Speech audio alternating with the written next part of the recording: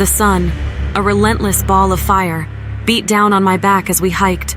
Sweat trickled down my forehead, stinging my eyes, but it was nothing compared to the ache in my calves. "Hey, Debbie, slow down a sec." My friend Sarah's voice reached me from behind, laced with good-natured exasperation. I chuckled, waving a hand dismissively. "Just gotta get that perfect Instagram shot of Grizzly Lake. You know the drill."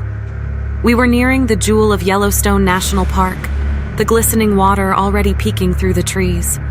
The chatter and laughter of our group died down, replaced by an unsettling quiet. It wasn't the usual lull in conversation.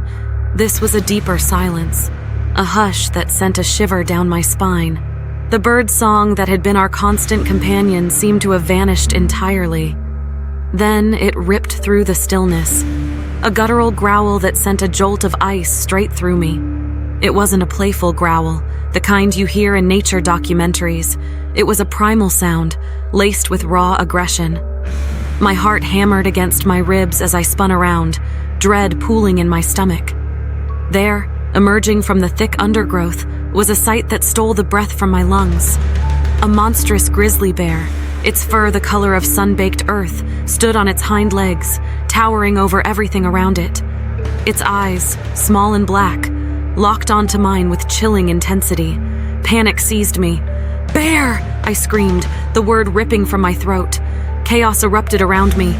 My friends scattered, scrambling for the nearest refuge, a cluster of towering pines just a few feet away. I bolted too, legs pumping, but a gnarled root caught my foot and I went sprawling. The world seemed to tilt on its axis as I hit the ground, a sickening thud that knocked the wind out of me. Through a haze of pain, I saw the monstrous shape charging towards me. Claws like gleaming daggers flashed in the sunlight. A primal scream tore from my throat, a sound filled with pure terror as the bear slammed into me. The world became a whirlwind of fur and pain. Razor-sharp claws raked across my flesh, teeth sank into my leg, the taste of coppery blood filling my mouth. I don't know how long it lasted, the attack.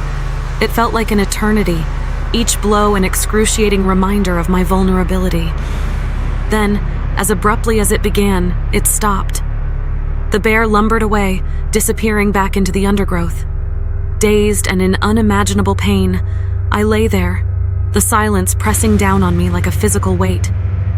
The throbbing in my body was a dull roar, but a different kind of terror gnawed at the edges of my consciousness, the lingering threat of the sow returning.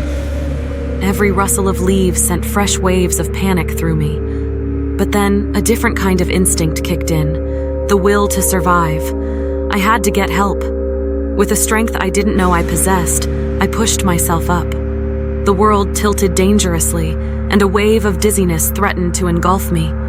But I forced myself forward, one agonizing step at a time. My vision swam, and each breath was a struggle, but I kept moving, driven by a primal urge to escape the jaws of death. Time stretched into an incomprehensible blur. What felt like hours later, I stumbled onto a deserted path. Collapsing in a heap, I let out a weak cry for help, a desperate plea that echoed through the vast emptiness of the park. Then, a sound that brought tears to my eyes, the distant rumble of an engine. Help, I had survived.